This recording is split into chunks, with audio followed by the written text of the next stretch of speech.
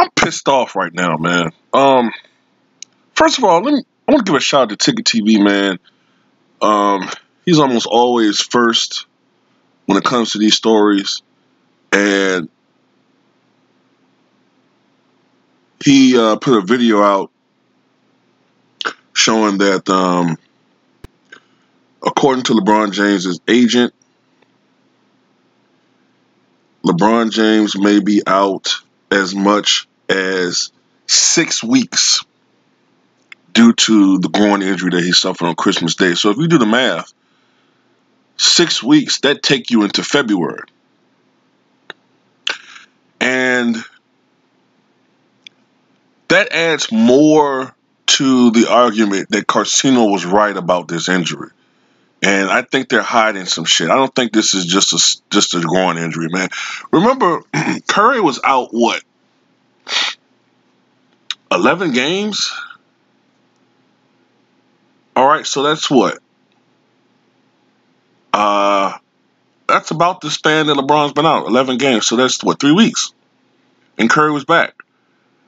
You're talking about all the way until next month. It's unusual for a groin injury. But this is why I'm pissed off, man. I said, oh shit. So I went and searched and tried to look up stories about it. I think there's going to be a lot of stories talking about this injury. No, every fucking thing I'm looking up when I type in LeBron James is talking about this fucking Kyrie shit. Oh, Kyrie Irving apologized to LeBron James. Kyrie Irving sends his apology, admit he was wrong, and blah, blah, blah, blah, blah, and all this shit. And lo and behold, Mr. Shape Up himself, you know what I'm saying, George Jefferson 2.0, Stephen A. fucking Smith, Stephen A. Coon, Stephen A. Tap Dancing, Stephen A. Smith, that's a play on Stephen Fetchit.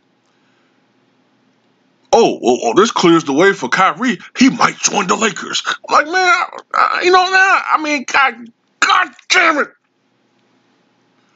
I see what Kevin Durant is talking about, man. 1,000% man. All these soft news stories. And you have a guy who his agent made an update on an injury status, which is far more important. And they're treating that, which is hard news, like soft news. And all this shit that don't matter, like real news. Don't get me wrong, I talked about it. But I sometimes roll my eyes like, okay, this shit really don't matter. Let's talk about basketball. But I talk about it because people want to hear about it. But damn, we're talking about a guy who might be out. We're concerned about, man, how injured is LeBron James? Is this just a simple injury? Well, I don't want to say simple injury, but it's just an injury that happens and he's going to recover from it and he's going to be fine. And it's going to be eventually like he's going to play like the LeBron James that we know of. Or is this injury a severe injury, more severe than what they're playing up to be? And Bruce Blitz said something interesting on Twitter yesterday. The type of injury that LeBron had, he referred to it as an old man injury. And basically what he's talking about is a lot of players, as they get older, they start having a lot of what you would call non-contact injuries. Like, remember when Kevin Garnett suffered that knee injury? I think he was he coming down from getting trying to go for a rebound, or it was something that he did. I can't remember exactly how he got injured, but it was 2009. I think it was. What year was that? 2009. So that would have been his 14th year in the league because he came in 95. Now I remember when Shaq was with Boston, he got injured and ran up the court. Remember, I think it was the last game he played, and he got injured coming up the court. You start having these non-contact type injuries. LeBron James simply kind of just His leg slipped. And, I hadn't really thought about it like that, but Bruce did make a good point. Like, that's kind of what you see with older guys. Like, these type of injuries, that non-contact injuries. You see that more and more with older players. And is this a transitional type injury? Is this one of those performance level altering injuries? Is this what's going to start it? Is this like going to be a pattern where we see LeBron James gets injured a little bit more often and his level of play goes down? After Kobe Bryant had an Achilles injury, he never played at the same level again. Before that, Kobe was a guy dropping between 25 to 30 points per game. Afterward, he only averaged 19 points a game and shot below 40% from the floor. I mean, totally different player. And the media wouldn't say it. I would say it. He sucked. And maybe I came across as harsh, but he sucked.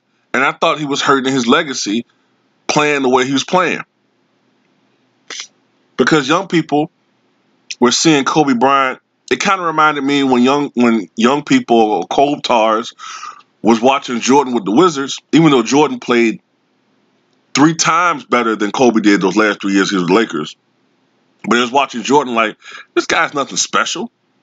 Like, yeah, not right now. He's still one of the better players. He's not the best player. He's probably a top 20 player in the league, maybe. But at one point in time, this guy was the GOAT. Now, you were seeing that with Lakers, LeBron fans.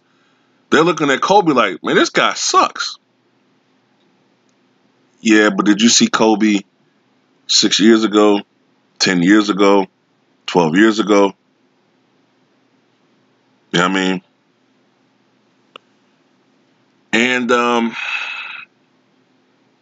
but back to the main topic at hand, man. If LeBron James is to miss another 2 to 3 weeks, wow. I think that the Lakers, the thing that really got me was when Ticket said that his agent, I think his name is Rich Paul, I think that's his name. He said, we're not on anybody's timeline. Well, I disagree with that. You're on the Lakers timeline. And they kind of need you out there. Now, Ticket, I agree with Ticket. What Ticket said.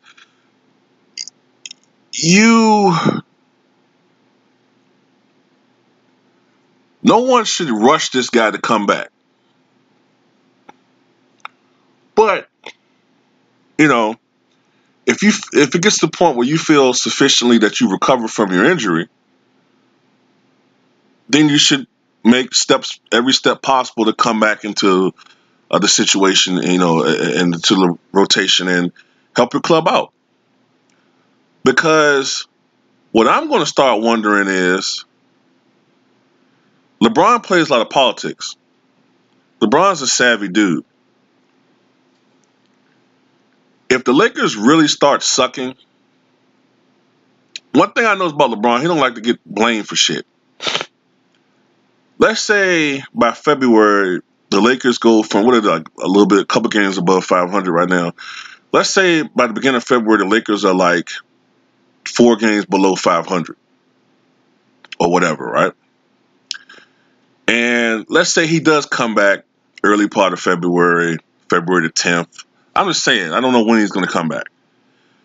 If they don't make the playoffs, then the excuse he has is, well, we would have made the playoffs, but when I was out in January, the team tanked. It's not my fault. When we were playing, pretty good basketball now, but I just couldn't come back. We didn't make the playoffs because, well, these guys couldn't get it done when I wasn't there. And that's the one thing I don't like about the media is LeBron James is not going to be the first, nor is he going to be the last superstar to get all of the effusive praise. Kobe got praise, Jordan got praise, Magic got praise, Larry got praise.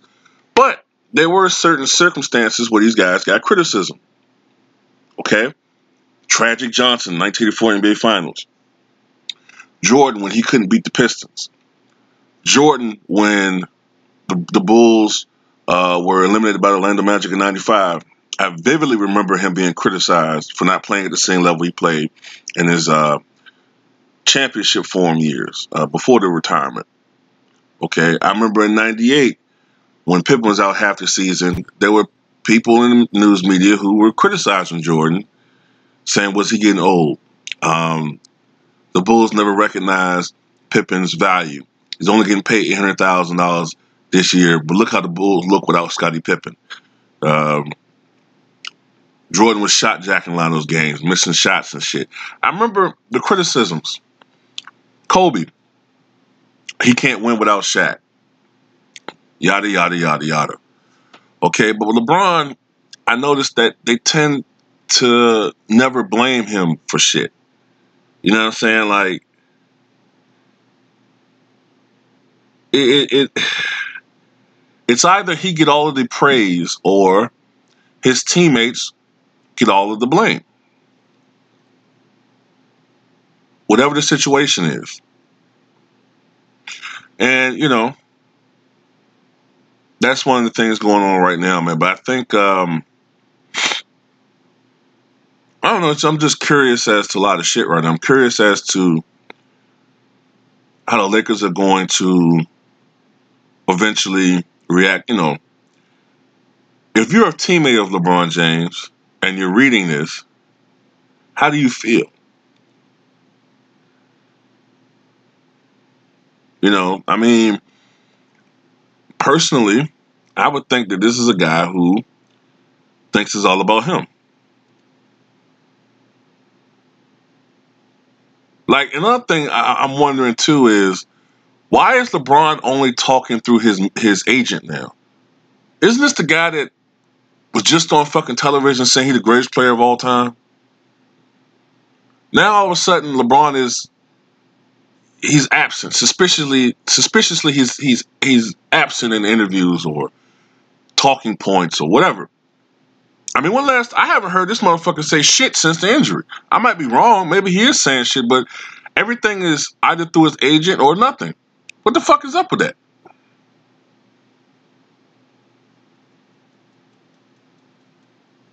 I don't know, man. Tell me what you guys think, man.